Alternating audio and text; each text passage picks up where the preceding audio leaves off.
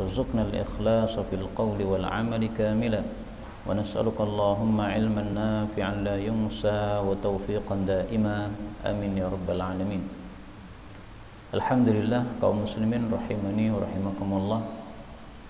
Kita berada di akhir bulan Safar tanggal 28 Safar 1442. Kita lanjutkan pengajian kitab Bulughul Maram dan kita sudah sampai pada pembahasan tentang hukuman had di dalam Islam. Sudah kita bahas kemarin tentang hukuman rajam bagi orang yang berzina apabila sudah muhsan dan dicambuk apabila dia masih perjaka atau perawan. Kita lanjutkan sekarang hadis 1221 dalam kitab saya. Qala al-muallif rahimahullahu ta'ala wa nafa'ana bihi wa bi'ulumihi fid dharain amin. Wa an Umar bin al-Khattab radhiyallahu anhu annahu bahwasanya Sayyidina Umar khataba berkhutbah faqala mengatakan innallaha sesungguhnya Allah ba'atha Muhammadan mengutus Nabi Muhammad sallallahu alaihi wasallam bil haqqi dengan kebenaran wa anzala dan menurunkan alaihi kepadanya alkitab fakana maka adalah fima anzalallah termasuk apa yang diturunkan oleh Allah alaihi kepadanya adalah ayatul rajam, ayat tentang rajam. Qara'naha kami dulu telah membaca ayat tersebut wa wa'ainaha kami dulu telah menghafal ayat tersebut wa aqalnaha kami dulu telah memahami ayat tersebut. Farajama Rasulullah sallallahu alaihi wasallam, Rasulullah pun juga sudah melakukan rajam. Wa rajamna ba'dahu kami pun para khulafa juga melakukan rajam setelah Nabi sallallahu alaihi wasallam. Fa akhsha maka saya khawatir intala jika telah lama binnasi terhadap para manusia zamanun masa ayyaqula qailun bahwasanya ada orang yang berkata ma najidu kami tidak dapati ar-rajma ayat rajam fi kitabillah dalam kitabullah Al-Qur'an fayadillu maka mereka pun menjadi sesat bitarki dengan sebab meninggalkan faridatin satu kewajiban anzalahallah yang telah diturunkan oleh Allah Subhanahu wa taala yaitu rajam.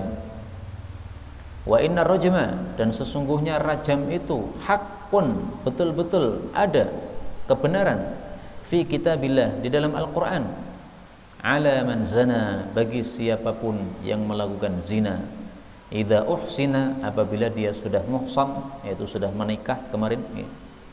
Minar rijali wan nisa baik dia itu laki-laki maupun wanita sama yaitu dirajam. Idza qamat apabila telah terbukti al bayyinatu bukti yaitu 4 orang saksi au kana atau terjadi al habalu bunting maksudnya bunting tanpa bersuami awil i'tirafu atau mengakui yaitu mengakui sampai 4 kali sebagaimana sudah kita bahas kemarin. Hadis muttafaqun alaih. Hadis ini menunjukkan bahwasanya rajam meskipun tidak ada kita temukan sekarang ini dalam Al-Qur'an tetapi sebenarnya ada.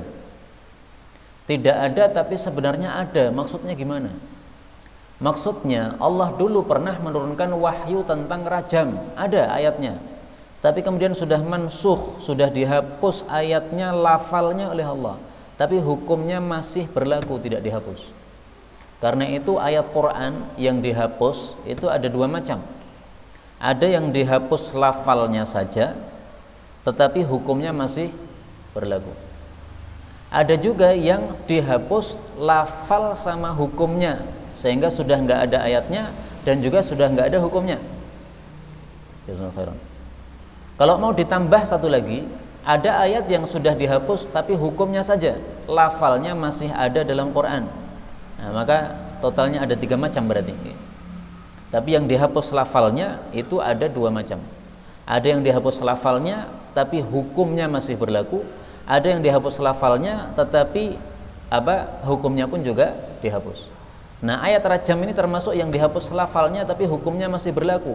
Sehingga Sayyidina Umar ceramah, tolong diingat-ingat, ayat rajam itu dulu-dulu ketika Nabi menyampaikan wahyu ayat rajam, itu kami sudah hafal, kami sudah memahami, dan itu dipraktekkan oleh Nabi SAW. Tapi kemudian dihapus oleh Allah dari Quran, tapi hukumnya tetap berlaku. Jadi jangan sampai nanti suatu saat muncul orang kemudian mengatakan, mana ayat rajam, 30 juz nggak ada rajam, akhirnya rajam ditiadakan. Nah, ini yang dikhawatirkan oleh Sayyidina Umar bin Khattab, dan ternyata sekarang sudah terjadi. Orang tidak melakukan rajam. Banyak zina di Indonesia ini tapi nggak ada rajam. Akhirnya apa efeknya, apa akibatnya? Akibatnya rajam karena ditiadakan, maka zina kemudian merajalela di mana-mana. Seandainya rajam ditegakkan di Indonesia, pasti zina terhapus dari Indonesia. Pasti perkosaan nggak bakal ada di Indonesia. Kenapa? Takut semuanya untuk dirajam. Jadi kalau kita menegakkan hukum Islam, itu kebaikannya adalah menyeluruh untuk seluruh negeri kita. Keburukan-keburukan jadi akan hilang dengan berkat berkahnya hukum yang diputuskan oleh Allah Subhanahu wa taala. Ayat rajam yang dulu dibaca oleh para sahabat, lafalnya begini, Pak. Asy-syaikhu wasy-syaikhatu idza zanaya farjumuhuma albatta. Nah, ini lafal ayatnya begini. Asy-syaikhu wasy-syaikhatu idza zanaya farjumuhuma albatta. Kalau ada laki-laki sudah menikah atau perempuan sudah menikah berzina, maka rajamlah dua-duanya albattah. Albattah itu apa ya? Ya pasti atau apa, intinya harus dirajam, tidak bisa tidak. Jadi nggak boleh tidak dirajam, tidak boleh diganti yang lain, diganti penjara, diganti denda, nggak boleh, haram.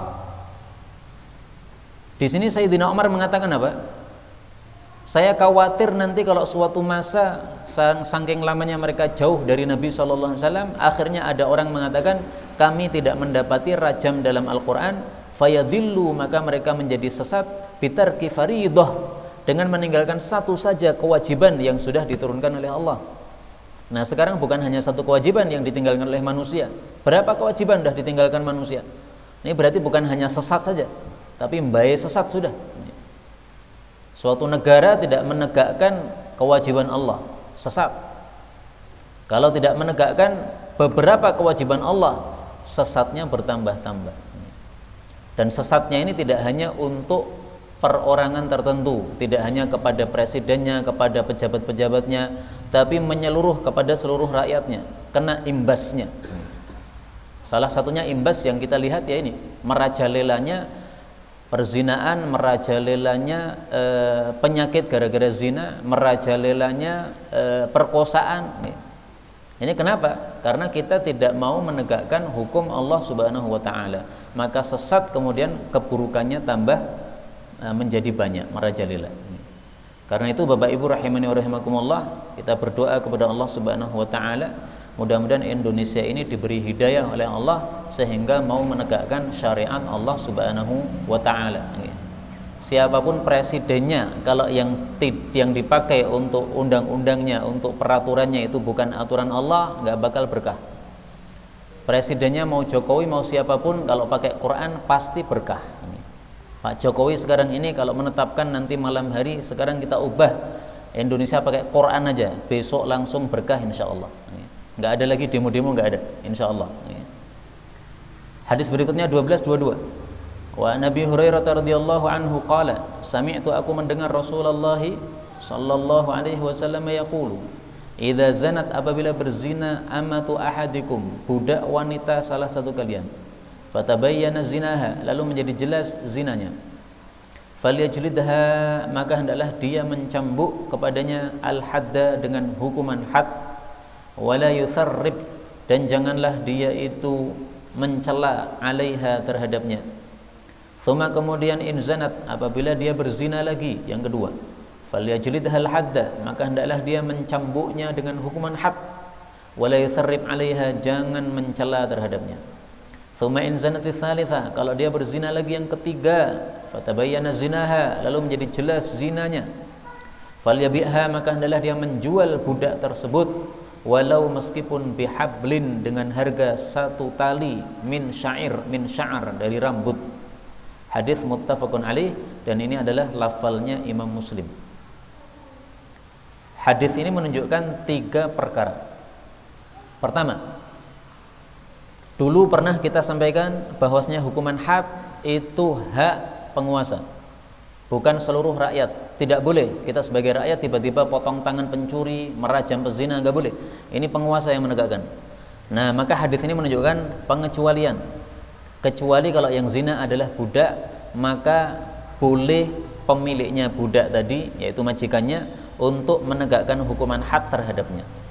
Ini khusus hubungan antara majikan dengan budaknya. Saya punya budak, teman saya punya budak. Budaknya teman saya berzina, saya tidak boleh menghukum dia. Kenapa? Itu bukan budak saya. Yang diizinkan oleh Nabi di sini adalah budaknya sendiri. Falyajlidha. Karena itu untuk melakukan sesuatu amalan dalam Islam ini harus pakai dalil. Ada dalilnya lakukan, nggak ada jangan. Saya cambuk budak saya, ada dalilnya ini. Saya mencambuk budaknya teman saya, nggak ada dalilnya, jangan. Nah, ini Islam seperti itu. Jadi jangan berbuat apapun kecuali ada dasarnya. Kalau tidak ada dasarnya, maka kita akan sesat. Kemudian yang kedua, hadis ini menunjukkan bahwasanya falyajlidhal hadda. Budak berzina itu hukumannya hanya ada 1 macam saja, yaitu dicambuk, nggak ada yang lain. Dirajam nggak ada. Dinafikan atau diasingkan nggak ada. Maka kemarin kita bicara rajam itu khusus orang-orang merdeka. Kita bicara cambuk plus diasingkan setahun itu khusus orang-orang merdeka. Kalau budak, maka budak ini hanya ada cambuk saja. Cambuknya pun separuh dari cambukan untuk orang merdeka. Orang merdeka 100 kali, berarti budak berapa? 50 kali cambukannya. Dalilnya apa? Dalam Quran Allah Subhanahu wa taala mengatakan nisfu pada surah An-Nisa ayat 25. Fa idza uhsinna, kalau para budak-budak itu kemudian menikah, fa in ataina bi fahisyah, setelah itu malah berzina, fa alaihinna nisfu ma 'alal muhsanati minal 'adzab, maka kewajiban mereka adalah separuh dari hukuman untuk para wanita muhsan yang berupa al-azab, yaitu hukuman cambuk 100 kali. Nah, separuhnya 100 berarti apa? 50 kali cambuk. Nah, ini hukum Islam membikin hukuman budak separuh dari orang merdeka.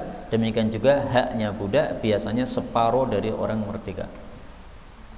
Yang ketiga, hadis ini menunjukkan fal yabi'ha. Kalau budak wanita ini berzinanya sudah sampai 3 kali, maka kewajiban pemilik budak tadi untuk menjual, wajib dijual, harus, karena ini perintah Nabi Sallallahu Alaihi Wasallam. Pertanyaan, kenapa disuruh untuk dijual? Para ulama mengatakan, karena kalau sudah zina sampai 3 kali, ini ada 2 kemungkinan saja. Kemungkinannya budak tadi memang orang jelek, berzina kok sampai 3 kali, serang genah nih. Nah, kalau ada orang jelek, kita harus menjauh. Kalau kita masih ngopeni orang jelek, jeleknya bisa nular sama kita. Maka disuruh oleh Nabi jual, dijauhkan. Dan ini sekaligus dalil bahwasanya kita tidak boleh dekat-dekat sama orang yang jelek. Karena orang jelek kita dekati, lama-lama kejelekannya akan berpindah kepada kita. Karena sifat watak manusia itu biasanya menularkan. Kemungkinan yang kedua, bisa jadi budaknya bukan budak yang jelek, hanya dia tidak tersalurkan syahwatnya karena majikannya ini loyo. Majikannya misalnya sudah tua, sementara budaknya masih muda, masih perlu untuk hubungan. Nah, budaknya tidak puas dengan majikannya ini karena mungkin hanya sebulan sekali, sementara dia masih muda. Nah, tidak cukup, akhirnya dia terpaksa berzina. Nah, maka disuruh dijual, maksudnya barangkali nanti ketemu dengan majikan yang mencukupi dia, majikan yang mengumpuli dia misalnya setiap pekan atau setiap hari. Nah, sehingga dia cukup, tidak akan berzina lagi.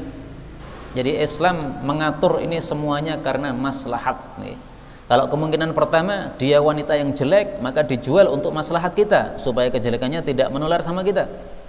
Kalau sebabnya adalah karena kita yang loyo tidak bisa ngumpuli budak ini, maka maslahat untuk budak tadi dijual supaya dia ketemu dengan majikan yang lebih baik, yang lebih pas, sehingga dia tidak berzina lagi. Jadi Masya Allah, hukum Islam kalau kita pelajari semuanya sangat-sangat indah. Semuanya itu mengacu kepada bagaimana maslahat ini supaya tercapai. Hadis berikutnya 1223. Wa an Ali radhiyallahu anhu qala Rasulullah sallallahu alaihi wasallam, aqimu, tegakkanlah al-hududa, hukuman had, ala, kepada ma malakat aimanukum, budak-budak kalian. Hadis diriwayatkan oleh Abu Dawud dan hadis ini diriwayatkan oleh Muslim secara mauquf. Mauquf itu maksudnya perkataan sahabat. Jadi yang benar ini bukan sabda Nabi. Kalau dikatakan ini sabda Nabi, maka hadisnya dhaif. Kalau dikatakan ini perkataan Ali, maka hadisnya sahih. Nah, mungkin orang bertanya, ini perkataan Ali bisa dijadikan dalil? Tidak bisa, karena isinya sesuai dengan hadis yang sebelumnya, bahwasanya majikan boleh menegakkan hukuman had kepada budaknya. 1224. Wa an Imran bin Husain radhiyallahu anhu anna imra'atan, bahwasanya ada seorang wanita min Juhainah, dari Juhainah, atatin Nabiyya sallallahu alaihi wasallam, datang kepada Nabi sallallahu alaihi wasallam, wahiyya hubla, sementara dia hamil, minaz zina, gara-gara zina. Faqalat, maka dia mengatakan, ya Nabi Allah, asabtu haddan, saya mengenai satu hukuman had, maksudnya saya berzina sehingga wajib kena had. Fa'aqimhu alayya, maka tegakkanlah hukuman had itu kepada saya. Nah, ini orang jantan gini sifatnya, okay? Salah ngaku. Fada'a Nabiullah sallallahu alaihi wasallam, lalu Nabi memanggil waliyaha, walinya, jadi bapaknya misalnya. Faqala, maka Nabi mengatakan, ahsin, berbuat baiklah wahai bapak, ilaiha, kepadanya, anakmu yang berzina ini. Fa idza wada'at, kalau dia sudah melahirkan anak, fa'tini biha, maka datangkan kepada saya wanita ini. Fa fa'ala, maka dia pun melakukan perintah tadi. Fa amara biha, maka Nabi memerintahkan terhadap wanita tersebut. Fa syukkat, lalu dikencengkan, alaiha, kepadanya, thiyabuha, pakaian-pakaiannya. Jadi baju yang dia pakai dikencengin supaya tidak lepas. Thumma amara biha, lalu Nabi memerintahkan terhadapnya, farujimat, lalu dia dirajam. Thumma shalla alaiha, kemudian Nabi mensalatkan jenazahnya. Faqala Umar, maka Umar mengatakan, atusalli alaiha, apakah engkau melakukan salat terhadap pezina ini, ya Nabi Allah, wahai nabinya Allah? Waqad zanat, padahal dia sudah berzina, ngapain disolatin? Faqala, maka Nabi bersabda, laqad, sungguh-sungguh, tabat taubatan, dia sudah melakukan satu tobat atau mendapatkan satu tobat. Lau kusimat, seandainya tobat ini dibagi-bagi, baina sab'ina min ahlil Madinah, di antara 70 orang penduduk Madinah, lawasi'athum, pasti cukup untuk mereka. Wahal wajadta, apakah kamu mendapati, atau wajadat, wahal wajadat, apakah dia mendapati, afdala, sesuatu yang lebih utama. Kalau wahal wajadta, apakah kamu mendapati, afdala, sesuatu yang lebih utama, min, daripada, anjadat, bahwasanya dia merelakan, binafsiha, nyawanya, lillahi, untuk Allah subhanahu wa ta'ala. Jadi rela mati untuk mendapatkan ampunan Allah. Hadis diriwayatkan oleh Imam Muslim. Hadis ini menunjukkan 4 hal. Yang pertama, kalau ada perempuan yang berzina sampai bunting, maka hendaklah perempuan ini jangan dirajam langsung. Kalau dia belum bunting, maka dirajam nggak apa-apa. Tapi kalau sudah bunting, maka kalau kita merajam, berarti kita bunuh 2 orang. Bunuh ibunya sama janinnya, padahal janinnya tidak punya salah, nggak boleh. Janinnya ditunggu dulu sampai lahir, karena dia nggak punya salah. Yang zina ibunya, maka harus ditunggu sampai dia melahirkan. Yang kedua, hadis ini menunjukkan bahwasanya perempuan itu kalau dirajam, maka syukat, bajunya hendaklah dikencengkan dulu. Karena wanita dilempari pakai batu kemudian sampai mati. Nah, kalau batu-batu tadi bisa merobekkan bajunya, bisa menyebabkan tersingkap auratnya. Nah, maka sebelum dirajam dikencangkan dulu bajunya, pakai tali rafi atau apakah, sehingga ketika dilempari batu maka aman dari terbuka atau tersingkap auratnya. Dan berbeda antara cara merajam wanita dengan laki-laki. Kalau wanita maka hendaklah dibikinkan hafrah, yaitu lubang di dalam tanah. Karena di masa Nabi SAW disebutkan dalam hadis yang lain bahwasanya dibuat lubang untuk wanita ini. Dimasukkan dalam lubang tadi, dipendam separuh badannya. Kenapa seperti ini? Ini supaya tidak tersingkap auratnya. Tapi kalau untuk laki-laki maka tidak perlu dibuatkan lubang. Dia disuruh duduk misalnya di lapangan, ayo duduk di situ, mau kita rajam. Nah, kemudian kita keliling bawa batu misalnya, kemudian kita lempari sampai mati. Itu namanya rajam. Pernah di masa Nabi SAW, sahabat laki-laki ini dirajam, akhirnya ternyata dia merasakan sakit, ternyata batu-batu mengenai kepala, sakit juga. Akhirnya lari Pak, karena nggak kuat menahan sakitnya. Maka dikejar oleh para sahabat, dilempari batu sampai mati. Nah, maka ada riwayat mengatakan bahwa Nabi menegur mereka, kenapa nggak dibiarkan aja? Artinya seandainya dibiarkan, kemudian lolos, ya sudah, insya Allah sudah diampuni oleh Allah Subhanahu wa Ta'ala. Seandainya lari, kemudian tidak kita kejar, kemudian akhirnya selamat, ya udah dianggap selesai masalah. Yang penting kita sudah tegakkan rajamnya, yaitu kita melempari batu terhadap orang tersebut sesuai perintah Allah Subhanahu wa Ta'ala. Yang ketiga, hadis ini menunjukkan bahwasanya tusalli 'alaiha. Orang yang berzina kalau sudah dirajam maka dia tetap berhak untuk disolatkan karena dia muslim. Ini akidah kita Ahlus Sunnah wal Jamaah. Siapapun muslim berhak untuk disolatkan meskipun matinya dengan kondisi apapun. Bunuh diri pakai golok, bunuh diri minum baygon, bunuh diri gantung diri misalnya, semuanya. Pokoknya dia masih muslim maka dia tetap wajib untuk disolatkan. Maka Rasulullah SAW solatkan jenazahnya padahal dia pelacur, zina, sudah pernah berzina, tapi kemudian tobat kepada Allah Subhanahu wa Ta'ala. Kemudian yang keempat, hadis ini menunjukkan bahwasanya laqad tabat taubatan. Seorang yang berzina kalau sudah dirajam atau dihukum dengan hukum Islam, hukum had, maka hukum had itu bersifat menghapus dosa-dosanya. Maka Nabi mengatakan tabat taubah.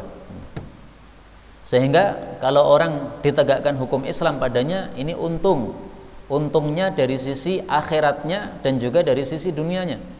Kalau dari sisi dunianya jelas, gara-gara hukuman had ditegakkan maka jadi berkah negara ini. Jadi kemungkaran-kemungkaran seperti ini jadi sedikit, jadi menipis, bahkan mungkin tidak ada lagi. Kemudian keberuntungan di akhiratnya, kita sudah selamat dari siksa Allah. Kenapa? Karena sudah habis dosa kita dengan sebab hukuman had ini tadi. Zina, dosanya jelas. Nah, karena gara-gara dihukum rajam, dosa zinanya hilang, seolah-olah nggak pernah berzina. Tapi kalau hanya di penjara, nggak menggugurkan dosa sama sekali. Itu nanti masuk alam akhirat masih dihukum oleh Allah, hukuman mungkin rajamnya lebih ngeri, karena rajam di akhirat batu-batunya panas. Dilempari batu panas ngeri.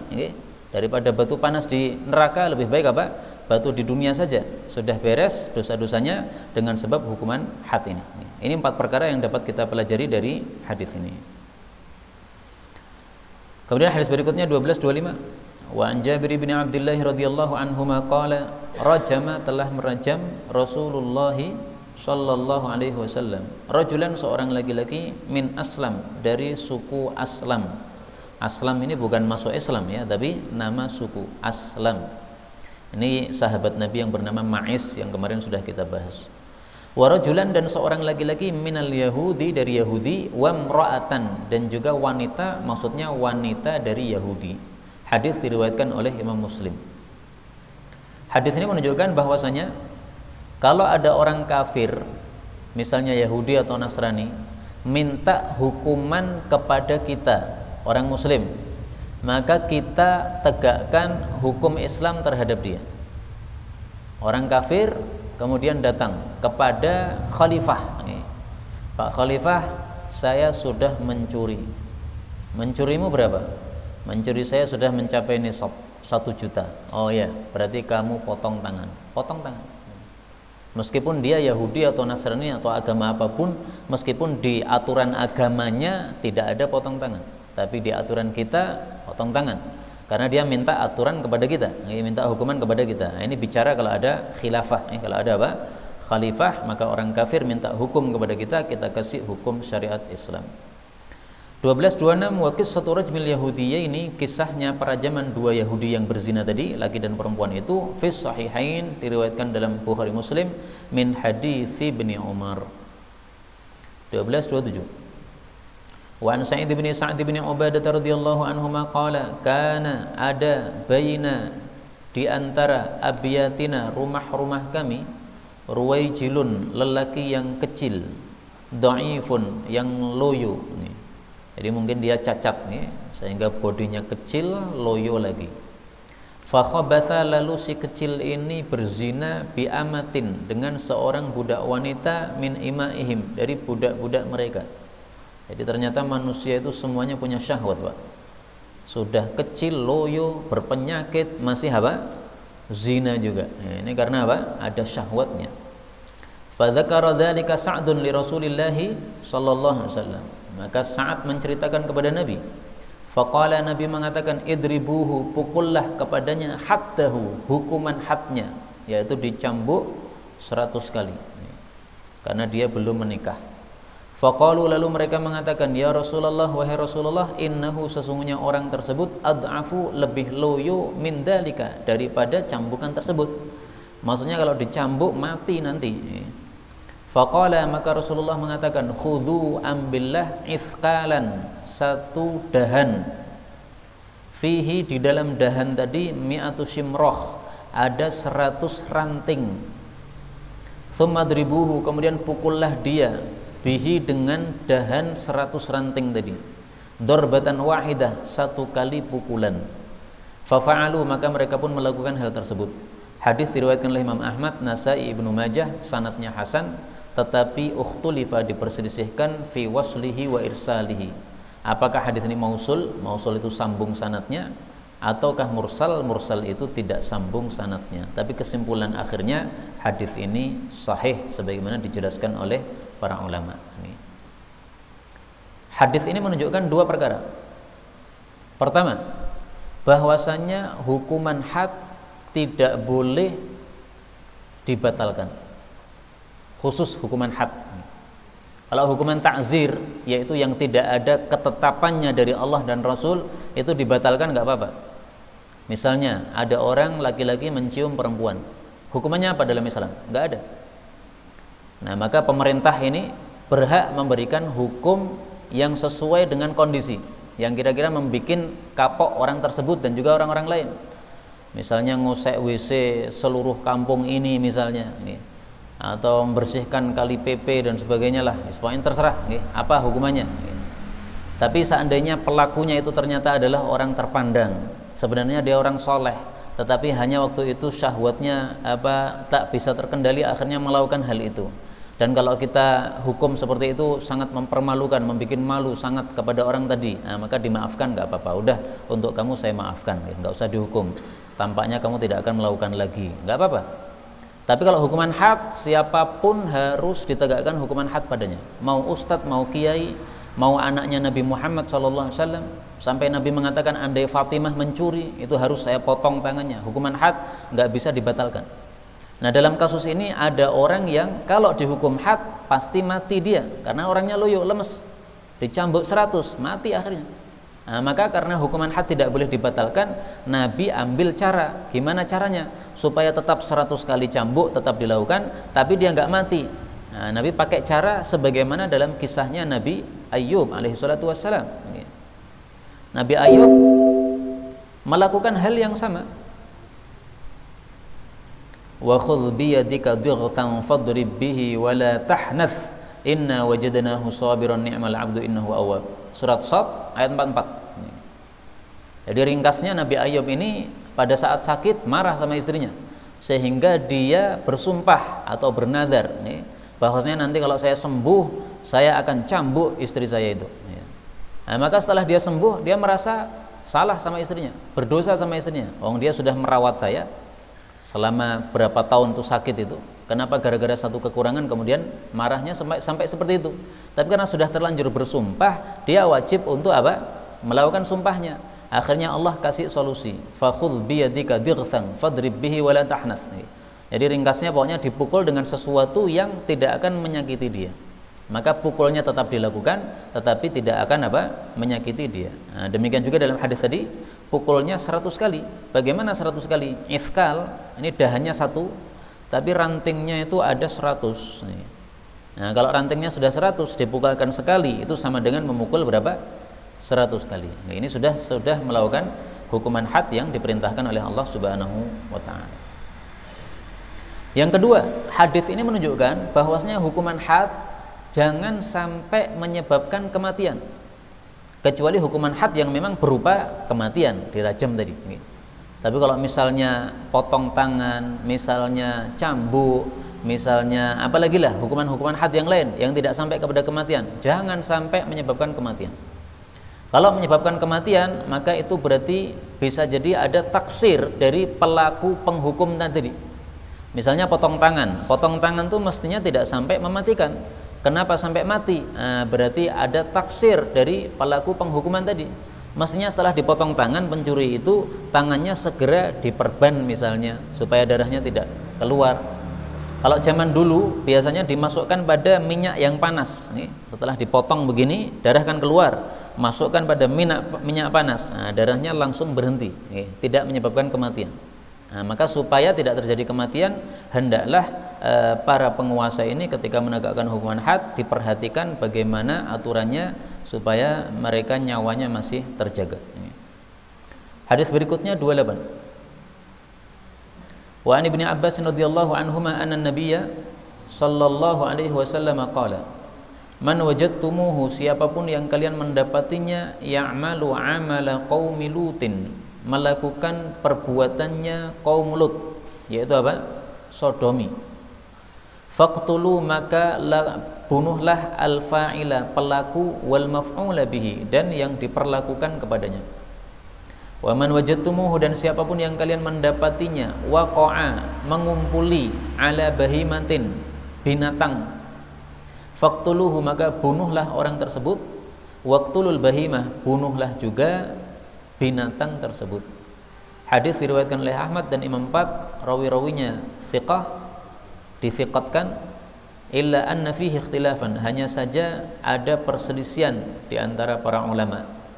Tapi kesimpulannya hadis ini derajatnya hasan sebagaimana dijelaskan oleh para ulama. Hadis ini membahas dua masalah. Masalah yang pertama, hukuman bagi orang yang melakukan sodomi. Laki-laki ngumpuli laki-laki, padahal mestinya laki-laki ngumpuli perempuan. Kalau laki-laki ngumpuli laki-laki, ini berarti kesalahannya dua. Kesalahan pertama, tidak pas menempatkan syahwat. Kesalahan kedua, berarti dia tidak normal, akalnya tidak normal. Kesalahannya berarti dua. Kalau orang berzina, itu kesalahannya hanya satu saja, ngeletakkannya nggak pas saja. Tetapi laki suka perempuan itu sudah normal, sudah sesuatu yang apa? Normal. Itu sesuai fitrah yang diciptakan oleh Allah Subhanahu wa taala. Sehingga karena itulah hukuman untuk sodomi ini lebih ngeri daripada hukuman untuk yang berzina. Yang zina normal tapi tempatnya salah. Adapun sodomi selain tempatnya salah juga tidak normal, hukumannya maka diberatkan oleh Islam. Apa hukumannya? Faqtulul fa'il wal maf'ul bih. Dua-duanya harus dibunuh. Ini disepakati oleh para ulama. Kalau yang zina tadi masih ada kemungkinan hukuman cambuk. Kalau dia belum muhsan maka nggak ada rajam, tapi dicambuk.